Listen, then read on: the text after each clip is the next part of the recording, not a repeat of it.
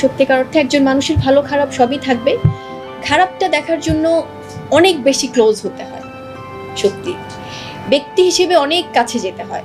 কারণ আমরা যখন আমাদের বাসায় থাকি নর্মালি, তখন কিন্তু আমাদের সামনে কোনো প্রেস থাকছে না, বা আমরা কোনো এমন না যে কোনো একটা মিটিংয়ে আছি কোনো কিছু, তখন কিন্তু আমাদের অনেক মানে বদ অভ্যাস থাকে, অনেক আমরা নিজেদের মতো থাকি।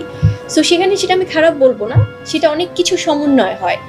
তো আমি খারাপ দিকগুলো আমার চোখে পড়েনি, এটা পড়ার কথাও না, বিকজ সেই শুটিংয়ের সময়টায় তো উনি অনেক বেশি পরিশীলিত ছিলেন, সো সেটা আমি দেখিনি আসলে। এবার সিয়ামের পাশে দাঁড়ালেন অভিনেত্রী শবনম ইয়াসমিন বুবলি। জঙ্গলি সিনেমাতে একসঙ্গে অভিনয় করেছিল সিয়াম ও বুবলি, যেই সিনেমা হয়েছিল সুপার ডুপার হিট। বাংলাদেশে এই অভিনেতা যেন যেই মুভি করে সেটাই সুপার ডুপার হিট।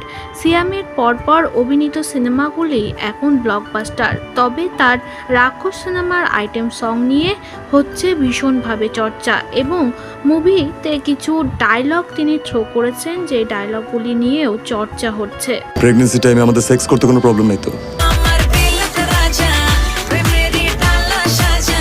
সিয়ামের পাশে দাঁড়িয়েছে বুবলি। তিনি জানিয়েছে যখন তিনি কাজটা করেছে অনেক পরিশ্রমের সঙ্গে এই কাজটা করেছে, তাই এইসব ছোটোখাটো জিনিস নিয়ে কখনোই গসিপ করা উচিত না। সব সময় সব অ্যাক্ট্রেসের কাজ যে সকলেরই ভালো লাগবে তেমনটা না, তবে যে অ্যাক্টর যখন কাজ করে তখন তাতে থাকে প্রচুর পরিশ্রম।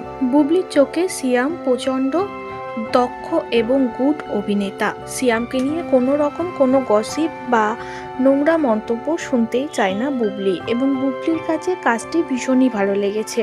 তিনি মুভিটা মুভির মতো করেই দেখেছে, পার্সোনালভাবে নেয়নি। তাকে সিয়ামের রাক্ষস মুভি নিয়ে প্রশ্ন করলে তিনি এই উত্তরই দিয়েছে।